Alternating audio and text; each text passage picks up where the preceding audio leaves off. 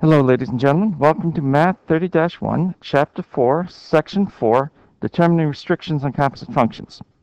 Now, I want you to note in Chapter 3.5, we looked at inverse functions. Now, here there's something new. If f of g of x equals g of f of x equals x, then f of x and g of x are inverses of each other. I proved this in calculus. I'm not going to prove it now. Too much work. But let's try seeing here. So, if f of g of x equals x, these two functions are inverses. So I should say if f of g of x equals x, then it's an inverse. So let's plug this in. So g of x is x plus 2 over 3, and f of x is 3 minus 2. So this becomes 3 x plus 2 minus 2. This is x equals x. Yes. So yes, these are inverses. Right, now, that's kind of quick, but now you guys try. I'm going to pause the recording. We're going to do this one, and we'll come back and compare answers. So, f of g of x equals x. Does it equal x? Well, pause the recording and find out. Come back and we'll compare answers. I got a big nope. I got x minus 4 on the left. That doesn't equal x, so no, these are not inverses of each other. All right? Now, last thing I want to talk about, now this gets important in calculus. Well, yes, it does. So if you're taking calculus, pay attention. If not, well, suck it up and do it anyway. So right is a composite of two functions. That is, each of these becomes f of g of x. So what's f of x? What's g of x? Well, right off the bat, my first thought for this one is make g of x equal to 3x plus 4. And that makes f of x equal to x to the 4. So when you plug it in, that works. Now, is that the only one? No. But it's the easiest one. So I'm going to challenge you. Actually, no. We'll go on to do the next one. The next one, y equals 1 over x squared.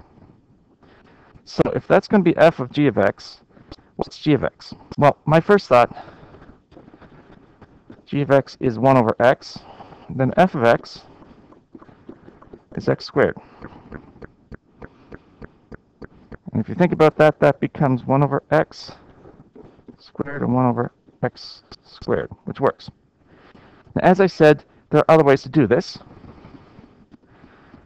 Offhand, this one, I think g of x could be x squared, and f of x is 1 over x. That works too.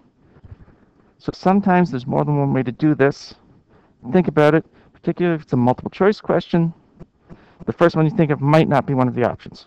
Anyway, let's do one more example. So this one here, y equals 1 over x plus 5, x plus 3 to the 5th power. Off the hand, g of x on the inside could be 1 over x plus 3. F of x could be 1 over x to the 5th. What else could we do? Well, that's the easy one, of course. Could we go g of x 1 over x to the 5th, f of x equals 1 over x plus 3. No, that doesn't work, because this would give us 1 over x to the 5th plus 3. But is there another way to write this out? Well, not an easy one, but there are. I challenge you to think of one. Okay? So think about it. As I said, what I'm trying to get you to do here is realize there's usually more than one answer. So if you get a multiple choice question like this, your first answer, which might be correct, might not be one of your options. So anyway, I'm just going to shut up and do this one. Four functions are shown below: f of x, g of x, h of x, k of x. By composition equation, an equivalent form for m of x equals x squared minus 4x plus 4 is one of these. Now, this version is rather easy because you can solve these. H of f of x.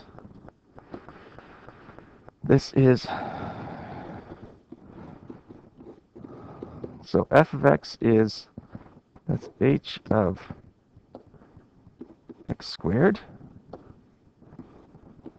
H of x is, that would be x squared minus 2.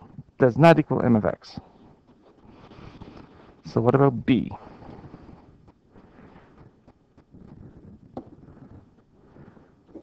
F of h of x. Well, h of x is x minus 2. And then plug that into f of x. F of x is, that equals x minus 2 squared, which is x squared minus 4x plus, yes, this one works.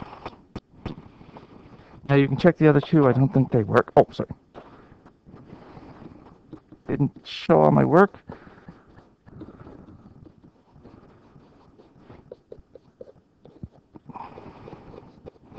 Sorry, did that in my head. Thought I wrote it out. Anyway. So this version you can multiply out. Be careful, you will get versions, particularly in the homework, where you got to think. All right.